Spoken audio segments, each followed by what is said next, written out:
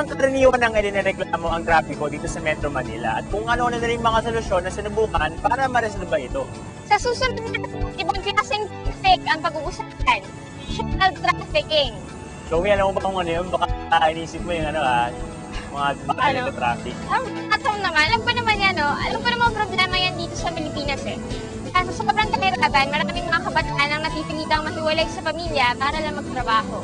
Oo, totoo yan. At para natin lubos na maintindihan ng issue, panoorin natin Ang KNN ay hatid sa inyo ng UNICEF.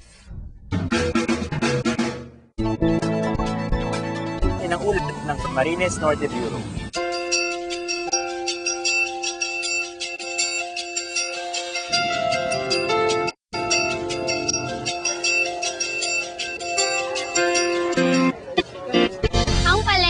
Maingay, mabaho, maputik at siksikan. Sa gitna ng magulong eksena rito'y makikita natin ang mga kabataang nagtitinda ng kung ano-ano. Ang iba sa kanila ay galing pa sa malalayang lugar. Pumupunta sa larito kahit na hindi sigurado ang kanilang kita o kaligtasan. Hindi lang sa mga palengke makikita ang mga batang nagtatrabaho. Ang iba naman, nasa mga kainan.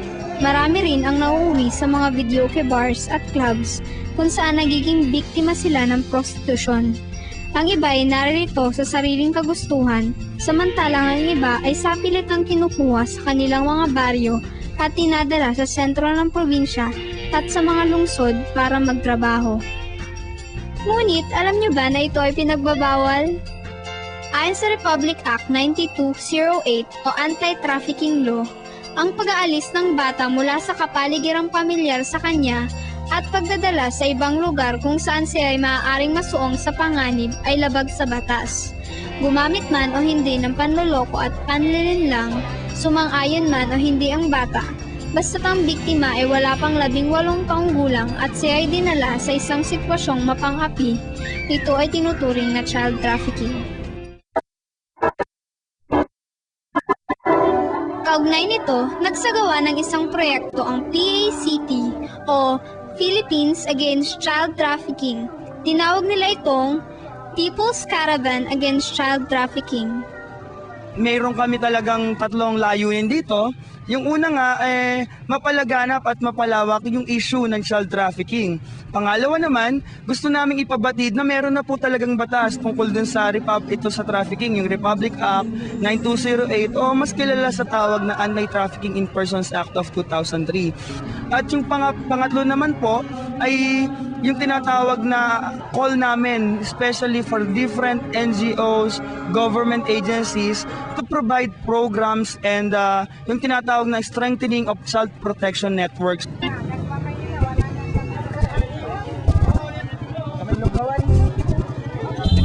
Ayon sa mga pag-aaral ng International Labour Organization, kulang-kulang sa 1.2 milyong bata sa buong daigdig ang naging biktima ng child trafficking noong taong 2000. Ito ay inaasahang lalala pa dahil sa pahirap na buhay. Kaya naman, kahit libo-libo na ang natulungan ng Port Halfway House Program, patuloy pa rin ang pagsisikap nila. Ano naman pong mga klase ng tulong ang pinagkaloob niya sa kanila? Pagkatapos po nilang ma-arrest? Of course, counseling, sila aming pinangangaralan, and then tinulungan din namin sila financial assistance para sa pamasahe nila, and then yung magulang para may konting mapupuhunan. Habang buhay na pagkakakulong naman ang ipinapataw sa mga offenders, katagarang pagpapasara at multa para sa mga lugar na kakikitaan ng child prostitution. Marami ng organisasyong nagtutulungan para masugpo ang child trafficking, ngunit higit na marami ang mga biktima nito. This issue cannot be owned only by one NGO or several agencies or government entities alone. This problem has to be has to involve many or various NGOs, GOs. Hinging tayong mga kabataan daw ay maaaring may gawin upang labanan ito. Maaari tayong magsumbong sa mga kinauukulan at kaya rin nating umiwas na maging biktima nito. Kapag may mga nag-imbita sa inyo na isasama kayo sa Maynila, pangangakuan kayo ng magandang trabaho, mag-isip muna, mapagmanman, maging smarte kayo. Mabalak, mag-ingat ka, baka ka mapahamak sa mga taong may masamang balak. Magpapanggap bilang kaibigan at handa silang ikay tulungan. Nabawi alok sa mga bata, madali lang malaki kang kita. Ikaw ay maniwala agad kaya sila ay ngiti ay sagad. Padalhin ka sa mga malayong lugar ng kung saan ikay di pamilyar. Alam mo bang modus operandi ito? Child trafficking ang tawag dito. Kaya kapwa kabataan, hinihiling kong ako'y tulungan.